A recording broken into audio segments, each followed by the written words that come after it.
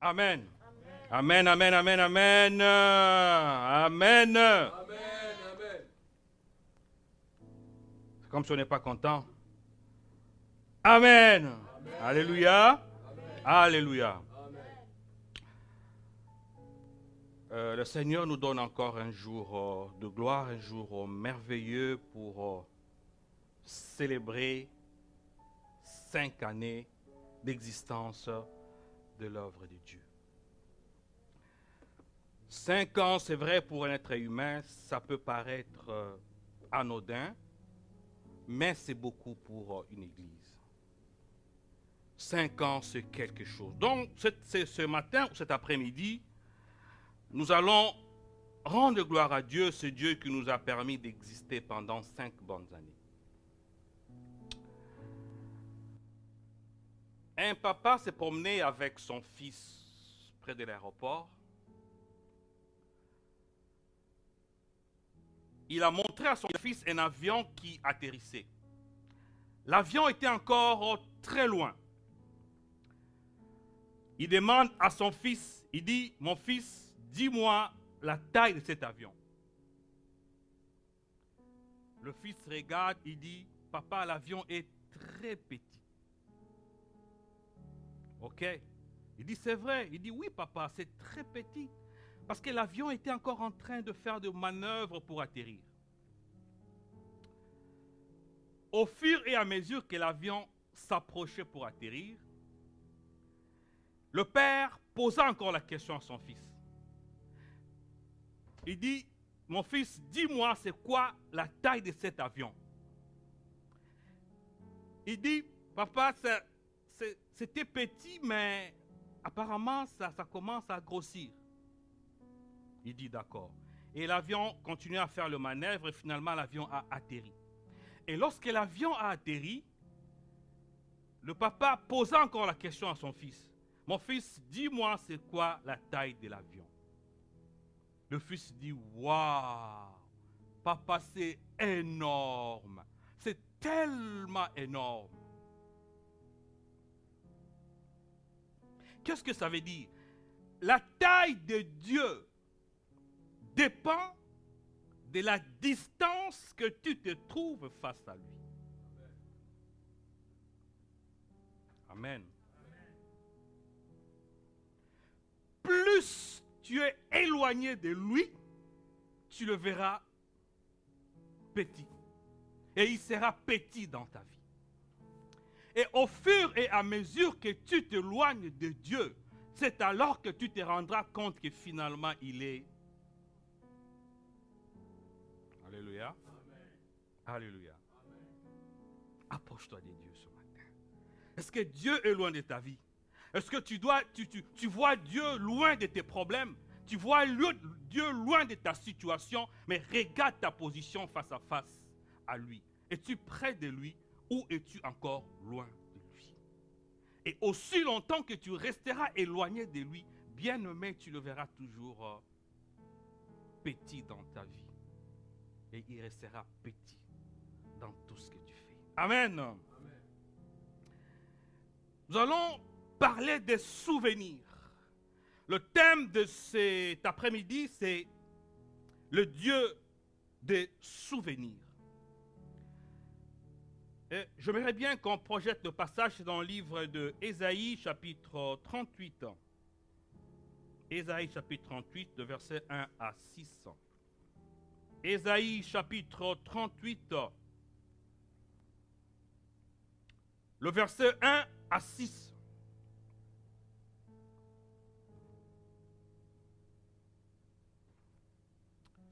En ce temps-là, Ézéchias fut malade à mort. Ézéchias était le roi qui a remplacé un autre roi, Akaz, ce roi qui a profané l'œuvre de Dieu. Alors Ézéchias l'a remplacé pour conduire le peuple de Dieu. Il se fait que la Bible nous dit, Ézéchias est tombé malade à mort. Ézéchias servait le Seigneur. Ézéchias craignait Dieu. Ézéchias marchait devant l'Éternel avec intégrité. Mais la Bible nous enseigne que Ézéchias tomba malade à mourir. Bien-aimés, nous avons un corps qui peut tomber malade à tout moment. Un corps qui peut faiblir à tout moment. Que tu aies le Saint-Esprit ou quoi, le corps peut affaiblir. Le corps peut tomber malade. Le corps peut céder aux microbes. Le corps peut tomber malade. Ézéchias qui servait le Seigneur est tombé malade à mourir. Il était prêt à mourir. Et pendant ce moment-là, pendant qu'Ézéchias souffrait, la Bible nous dit, et le prophète Ésaïe, fils d'Amon, vint auprès de lui. Alors pendant qu'Ézéchias est agonisé à mort, il voit un prophète s'approcher. Bien-aimé, imagine que tu souffres. Le médecin dit que tu mourras, que tu n'as que 6 jours pour vivre, et tu vois surgir un prophète. Imaginez la joie d'Ézéchias. Imaginez sa joie. Dans son agonie, il voit un prophète entrer chez lui.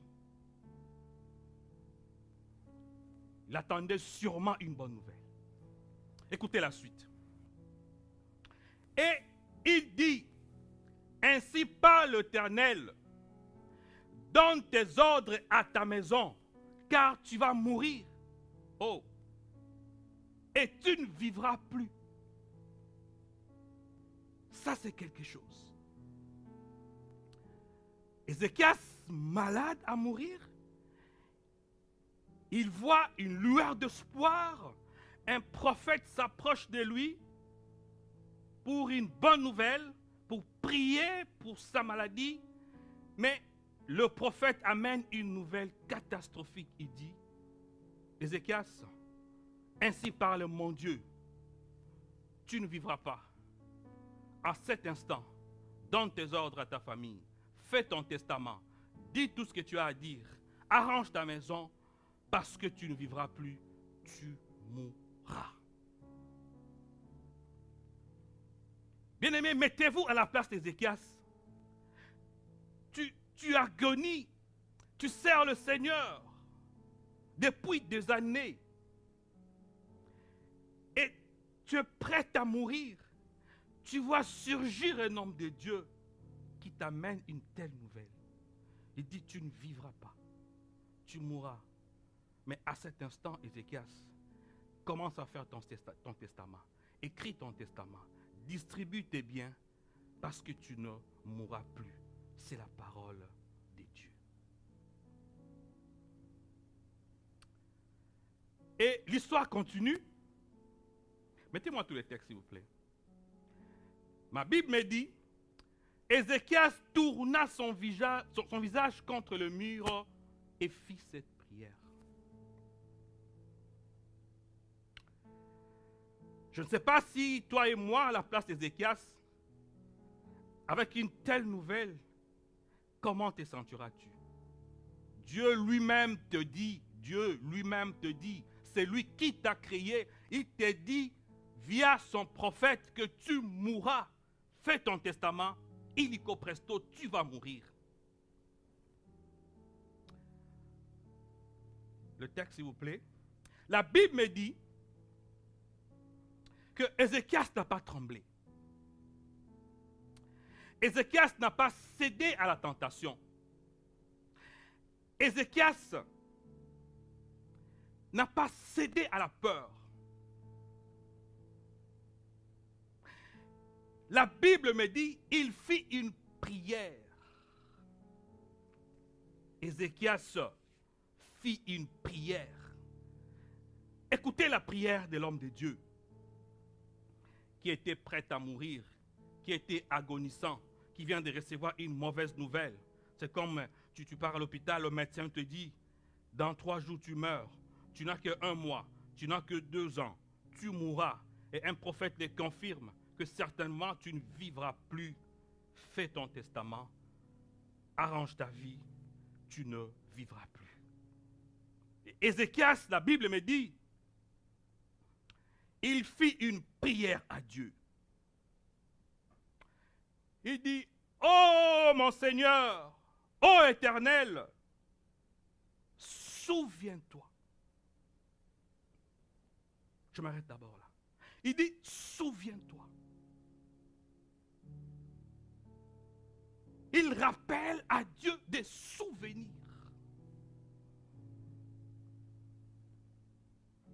Il dit, Seigneur, ouvre un peu ton livre de souvenirs. Regarde à l'intérieur. Ouvre sur ma page, Seigneur. Et regarde un peu le nom d'Ézéchias sur ton livre de souvenirs. Seigneur, souviens-toi. Il rappelle à Dieu les souvenirs. Les souvenirs, bien-aimés, c'est des choses passées. C'est des choses qui sont déroulées dans le passé, en bien ou en mal. Et Ézéchias rappelle à Dieu. Il affronte la situation. Il dit, Seigneur, mon Dieu, rappelle-toi. Il dit, souviens-toi. Souviens-toi, Seigneur. De quoi? L'histoire continue. Il dit, souviens-toi. Il faut qu'il se rappelle. Quand tu te retrouveras dans une situation d'Ézéchias, tu seras malade à mourir. Bien-aimé, la maladie ne choisit pas l'âge. Aujourd'hui, il est difficile de savoir qui a le virus ou pas. C'est pratiquement impossible. Un virus mystérieux. Ça peut attraper tout le monde. Non seulement le virus, la maladie existait avant le virus. Bien-aimé, tu peux tomber malade à tout moment. Ça ne regarde pas l'âge. Mais le moment où tu te retrouveras dans une situation comme ça, qu'est-ce que tu vas rappeler à Dieu? Quand Dieu ouvrira la page de ta vie, qu'est-ce qu'il va trouver? Pour Ézéchias, au moins, il a rappelé à Dieu, il dit, Seigneur, souviens-toi que je marchais devant toi en homme intègre de cœur. Je fais de bonnes choses. Dieu a ouvert la page d'Ézéchias. Il a trouvé l'amour. Il a trouvé la patience. Il a trouvé la fidélité. Il a trouvé le courage. Il a trouvé l'amour pour ses frères. Il a trouvé l'amour pour son œuvre. Il dit, je sauverai Ézéchias. Mais pose-toi la question, bien-aimé. Quand Dieu ouvrira ta page, qu'est-ce qu'il va trouver? Est-ce l'impudicité? Est-ce la haine? Est-ce les injures? Est-ce que la négligence dans l'œuvre de Dieu? Ou qu'est-ce que Dieu va trouver sur la page de ta vie? Tu te connais toi-même en cet instant. Ma Bible me dit qu'on ne se moque pas de Dieu. Ce qu'un homme aura sémé, il le moissonnera certainement. Oh bien-aimé, tu ne peux pas s'aimer la haine et espérer récolter l'amour. Ça n'existe pas. Ça n'existe pas. Tu ne peux jamais alors s'aimer la mangue et espérer récolter les oranges. Tout ce que tu as sémé, c'est ce que tu vas récolter. Ce que tu as sémé, ça fait partie de tes souvenirs. Les souvenirs, ça ne se fasse pas. L'histoire, ça ne se fasse pas. Chacun de nous a au moins une chose qui peut rappeler à Dieu. Mais ce matin, moi, je te ramène pour te dire, oh Seigneur, mon frère, ma soeur, le malheur peut arriver. Les tribulations arriveront. Mais lorsque ça arrivera certainement, qu'est-ce que tu diras à Dieu? Quel genre de prière feras-tu à Dieu?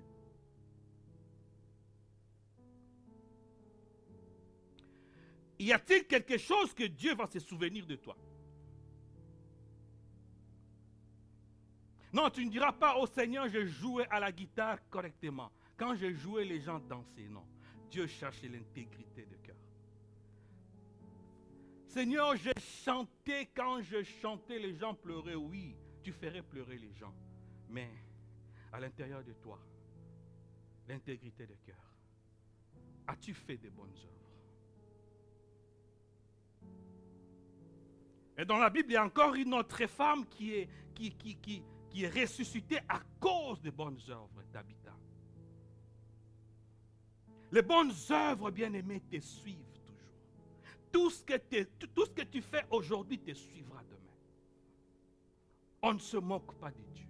C'est la Bible qui le dit. C'est qu'un homme aura sémé, il le moissonnera. C'est dans Galates 6:7. On ne se moque pas de Dieu. C'est qu'un homme aura sémé. Ce que tu sèmes aujourd'hui, tu le moissonneras et tes enfants les moissonneront. Les enfants de tes enfants les moissonneront. Tu as tout intérêt à vivre comme Ézéchias. Tu as tout intérêt à rappeler à Dieu ces trois choses. Tu as tout intérêt à faire de bonnes choses. Tu as tout intérêt à ne pas négliger l'œuvre de Dieu. Tu as tout intérêt à marcher d'intégrité de cœur. Tu as tout intérêt de vivre dans la crainte de Dieu. Bien-aimé, tu as tout intérêt de vivre dans la sanctification parce que c'est cela que Dieu te demande. Dieu attend de toi la sanctification. Dieu attend de toi des œuvres auxquelles il peut se souvenir. Lorsqu'il regardera ta maison qui brûle, lorsqu'il regardera ton église qui brûle, il dit, je me souviens d'Israël. Je me souviens d'Amélie. Je me souviens de ma soeur. Je me souviens de mon frère. Je me souviens de ma soeur et je sauverai cette église. À cause de toi.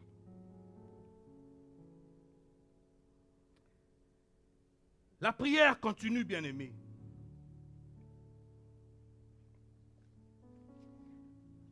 Oh, apparemment, la technologie nous a trahis. La prière d'Ézéchias continue. Il dit, Seigneur, qui peut nous aider à lire? Qui peut nous aider avec la lecture? Je veux prêcher avec la personne.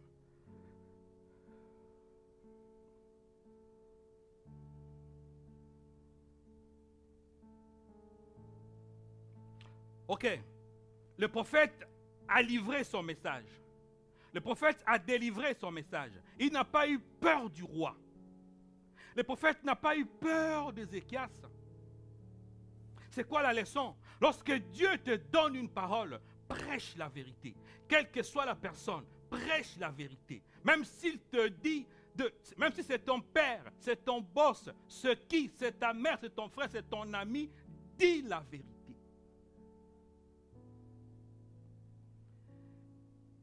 Ézéchias n'a pas eu peur du roi. Je ne sais pas s'il tremblait. Pardon, Ésaïe. Je ne sais pas s'il tremblait. Il dit, mais c'est un roi quand même. Un tel message. Dire au roi qu'il va mourir. Est-ce que je serais capable de délivrer un tel message? Mais Ésaïe est arrivé avec le message. On continue la suite. Je lis au nom du Seigneur. Amen. Alors la parole de l'Éternel fut adressée à Ésaïe en ces mots. Alors la parole de Dieu fut adressée à Ésaïe. Donc Ésaïe s'apprêtait à quitter la maison d'Ézéchias. Il a fait son travail. Il a délivré son message de mort. Il partait déjà pour retourner chez lui. C'est en ce moment-là que Dieu a entendu la prière d'Ézéchias. Il dit à Ésaïe, hé toi, arrête-toi. On continue. Va dire à Ézéchias, ainsi parle l'Éternel. Oh, l'Éternel dit, Ésaïe, ne pars pas. Retourne voir mon serviteur Ézéchias. Le Dieu de David, ton père. J'ai entendu ta prière, j'ai vu tes larmes. Voici que j'ajoute 15 années à tes jours. Amen. Il dit, oh c'est vrai, moi Dieu, je dis que tu mourras. Je décidais que tu meurs de cette maladie. Mais tu as tellement prié. Tu m'as rappelé les souvenirs. Tu as rappelé ce que tu faisais. Et tu m'as rappelé l'alliance que je fais avec ton père David.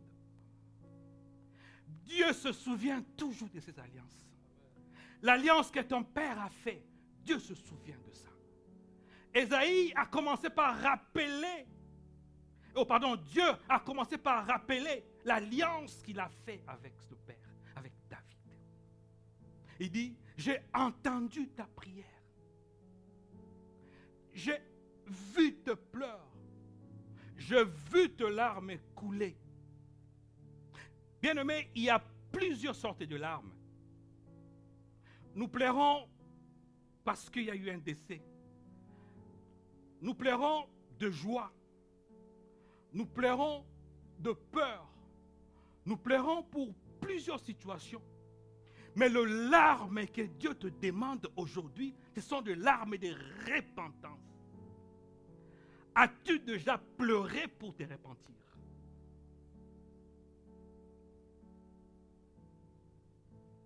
Qu'est-ce que Dieu dit à Ézéchias? Répète-moi la phrase, il dit, j'ai entendu ta prière. J'ai vu tes larmes. J'ai vu tes larmes commencent à couler. J'ai vu comment tu m'as rappelé tes œuvres. J'ai entendu comment tu m'as rappelé que tu marchais devant moi en intégrité de cœur et que tu faisais de bonnes choses et que tu négligeais pas mon œuvre et que tu avais de l'amour pour ton frère et que tu n'haïssais pas ta soeur et que tu prenais au sérieux mon œuvre. J'ai entendu ta prière et je me suis rappelé de l'alliance que je fais avec ton père David. Il dit, comme conséquence, Ésaïe, retourne et dit à Ézéchias, retourne, qu'il ne mourra plus. Il ne mourra plus. Amen. Et en bénéfice, en bonus, j'ajoute 15 années dans ta vie. On acclame le Seigneur bien-aimé. Il ajoute 15 bonnes années dans la vie. Bien, merci beaucoup mon frère. 15 bonnes années dans la vie d'Ézéchias.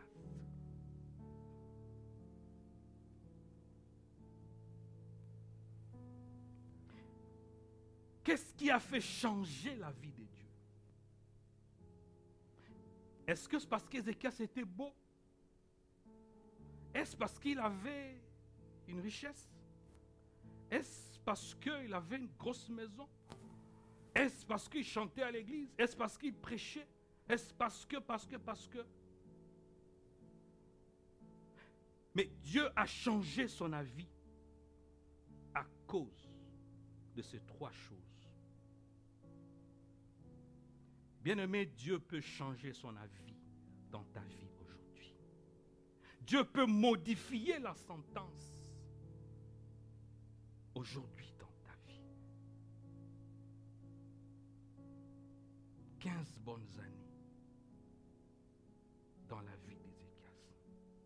Donc si Ézéchias devait mourir à 50 ans, Dieu a ajouté 15 bonnes années. Si Ézéchias devait mourir à 90 ans, Dieu a ajouté 15 bonnes années de bonheur et de grâce. Ce passage nous montre que Dieu, toi, tu peux modifier la décision de Dieu. Tu peux modifier la sentence de Dieu. Tu peux modifier une prophétie. Si et seulement si. Si et seulement si. Sur la page de ta vie, il y a des choses que Dieu peut regarder. Il dit oui, tu ne mourras pas. Tu ne peux pas mourir maintenant. Tu as une mission. Tu ne mourras pas maintenant. Parce que tu dois accomplir ma mission. Parce que tu marches droit devant moi. Parce que tu es intègre. Tu fais tellement ma joie. Tu ne peux pas mourir.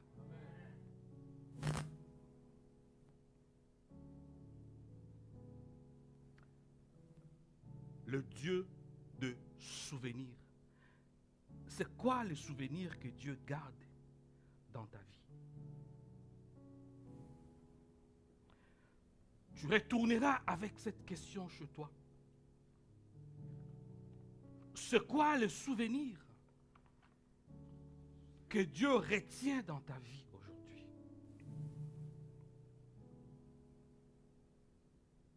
Après tout ce que tu as entendu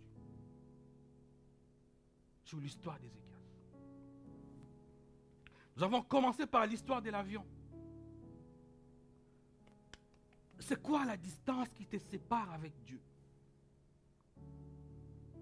Pour que Dieu se souvienne de toi au jour de malheur, pour que Dieu se souvienne de toi pendant que tu pleureras, ça dépendra aussi de la proximité que tu as avec lui, de l'intimité que tu gardes avec Dieu, de comment tu te comportes vis-à-vis de lui. Bien-aimé, le monde bascule vers autre chose. Ils sont où ceux qui aimaient le fête? Il n'y a plus de fête. Ils sont où ceux qui ont des garde-robes bien garnis pour aller se montrer dans des fêtes? Il n'y en a plus. Il n'y en a plus ces choses-là. Il y a une pause. Cette pause, bien-aimée, il faut le regarder du point de vue spirituel. Le monde est en pause. Toutes les distractions sont en pause. C'est pour que toi et moi, nous puissions nous approcher de Dieu. C'est un temps qu'il faut profiter pour arranger ta situation avec Dieu. C'est un temps que Dieu met une pause pour que chacun de nous puisse se voir devant un miroir. Pour que chacun de nous puisse mesurer la distance qui le sépare avec le Créateur. Pour que chacun de nous puisse voir, est-ce que sur son livre de vie, c'est quoi qui est écrit? Ça peut arriver demain. Ça peut arriver aujourd'hui. Ça peut arriver après-demain. Qu'est-ce que Dieu se souviendra de toi? C'est une interpellation.